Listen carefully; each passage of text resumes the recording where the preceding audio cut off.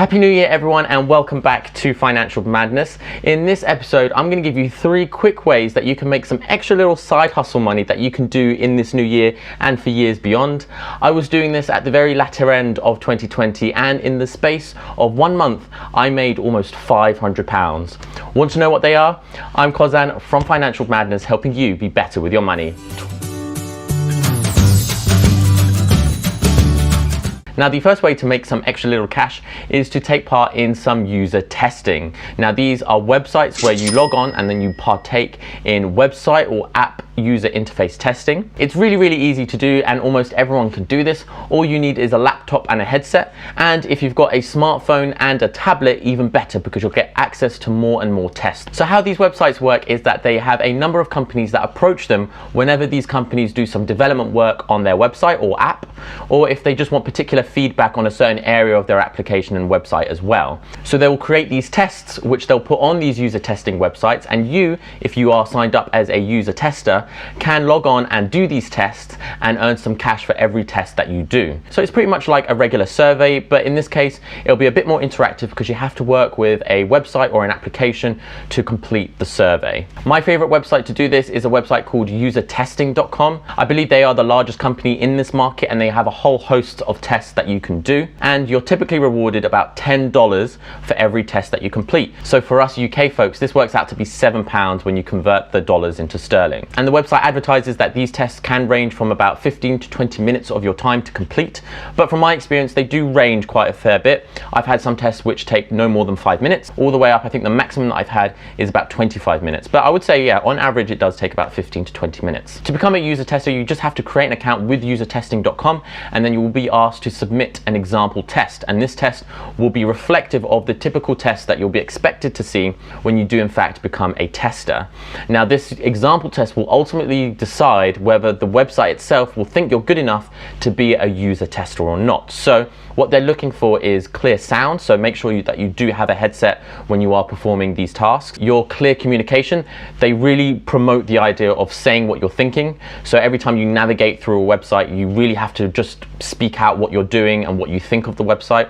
Don't keep the thoughts in an internal dialogue, please do express them out. So yeah, do the test. I think it takes about no more than 10 minutes, and then wait for a few days, and then you'll get an email saying whether or not you've been approved to be a user tester or not. I was approved within about 3 or 4 days, I think. So once you have been approved, you'll then see some tests coming through, and you do have to take some preliminary checks to see if you are eligible to take that test or not. And that is because not all of the tests that do come through you will be eligible to do, because for most of these companies, they are looking for a specific target audience to do this test. So if you think that you can cheat the system, they've actually done it in quite an intelligent way. They give you a whole host of options, so there's no way of actually knowing what they're looking for.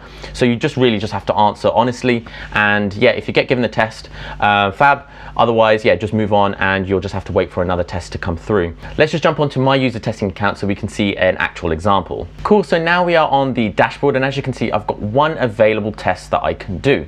And yet there are some preliminary checks that I need to fill out. So as you can see, I've got 1 out of 3 questions that I need to do to check if I am eligible to do this test. So the first question is, what is the main tool that you are using in order to manage your tasks and projects for work? So for me, I just use monday.com.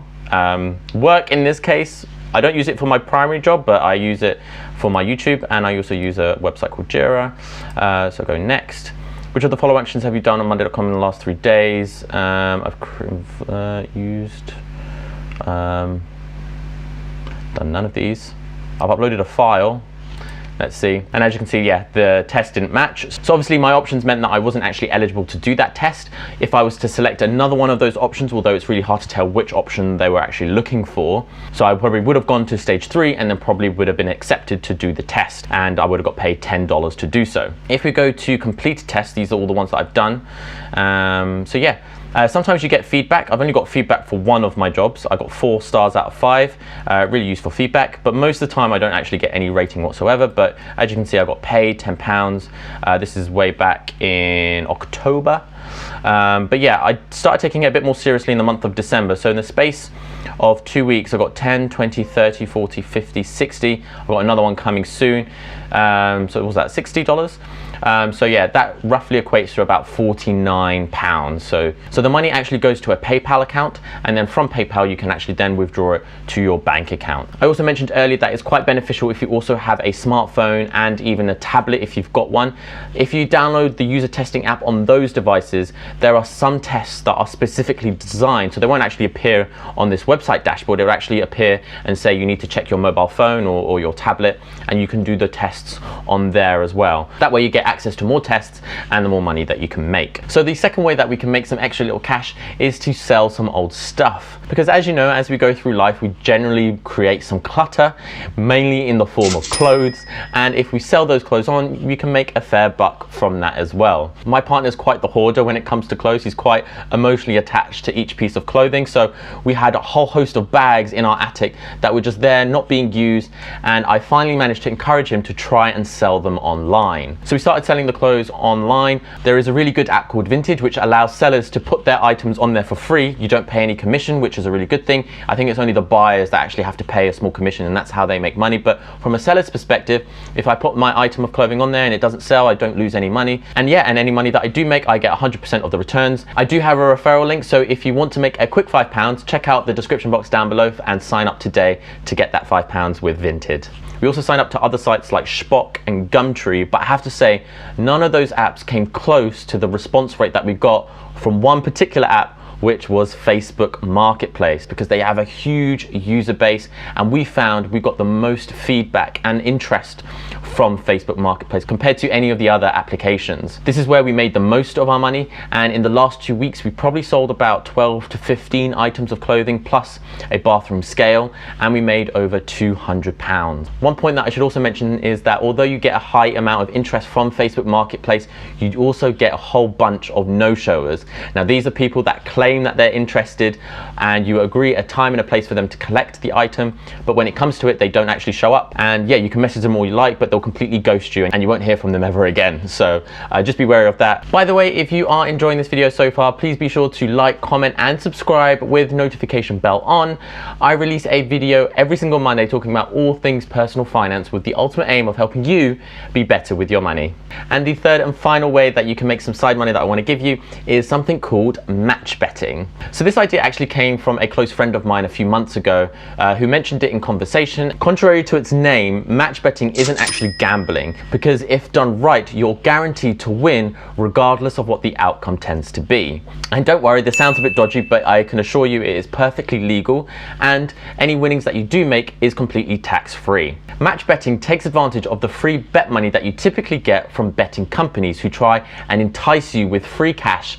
That way you sign up and then you'll be hooked onto gambling. But there is a way to make the system work for you, and that means that you are guaranteed to always win and thus make some money from the bookmakers. Now the way this works is that you use the free money that you get from the bookmaker to make a bet for someone to win. Let's take an example with a football match. There is one happening later today, which is Everton versus Man City at 8 o'clock. So you can place a bet for Everton to win via the bookmaker, but then equally you would make a similar bet on something called a betting exchange. One example of a betting exchange is a company called Betfair, which is the largest here in the UK.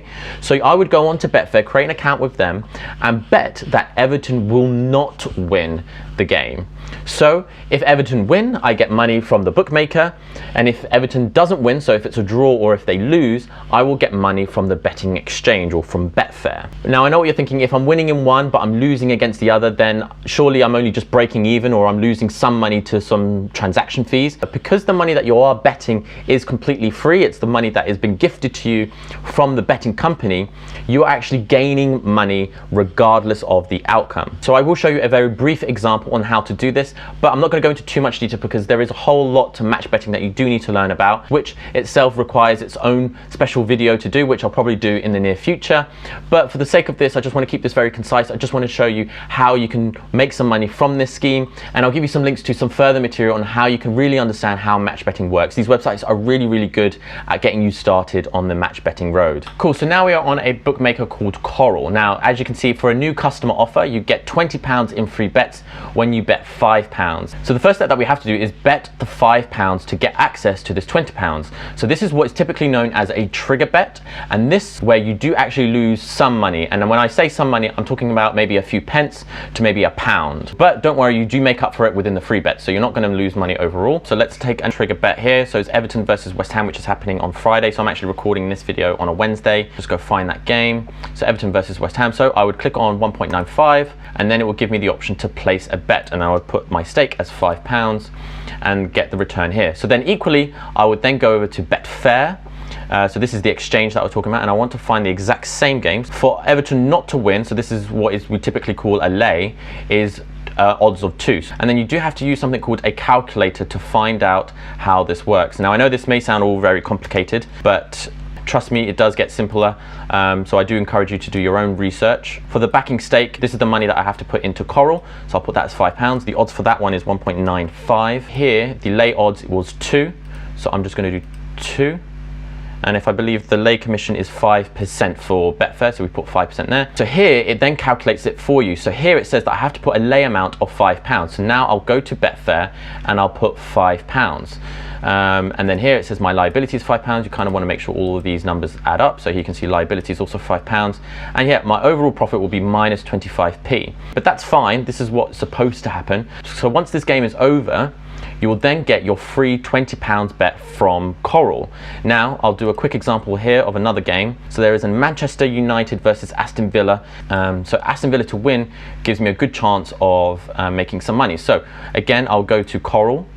So I'll do for Aston Villa to win, so that's odds of 4.5.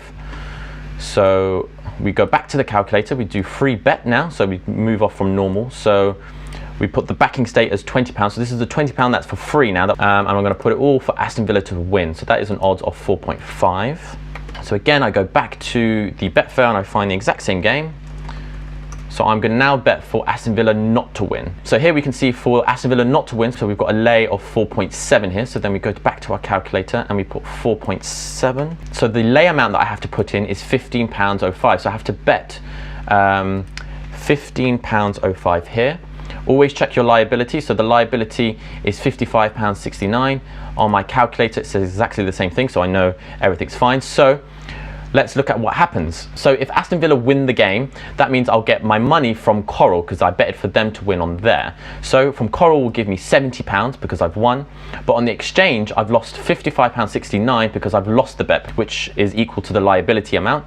But on total, you'll see that I gain £14.31. Equally, if Aston Villa don't win, so this means if Aston Villa draw or they lose, I don't lose any money from the bookmaker because remember, this is free money. This is not my own money. It's not coming out of my own pocket. This is free money that Coral have gifted me for signing up as a new user. But on the exchange, I gain an extra £14.30, and that is because my bet for Aston Villa not to win came true. Betfair gifted me with £14.30. So yeah, so that is one example using a bookmaker called Coral, but there are a whole host of other bookmakers. You've got Ladbrokes, you've got William Hill, you've got Skybet, etc., etc. Usually the best deals are for new customers. So they typically say for match betting, the most money that you do make is when you sign up as a new customer, but you do get some offers for when you are a regular customer. But yeah, usually the most money that you'll make is at the very beginning, and then as time goes on, you'll make some money, but it's not going to be as much as what you did at the very beginning. Cool, so those are the 3 ways that you can make some extra little money in this new year. Let me know what your thoughts are in the description box down below. If you've got any other suggestions as well, I'd love to hear from them. I'm always looking for these like sort of quick, easy money schemes. And yeah, if you like this video and you found it really useful, I would really appreciate if you smash that like button as well. That does wonders for the YouTube algorithm and the growth of my channel. And remember, I release a video every single Monday, so be sure to hit the subscribe button as well. See you later.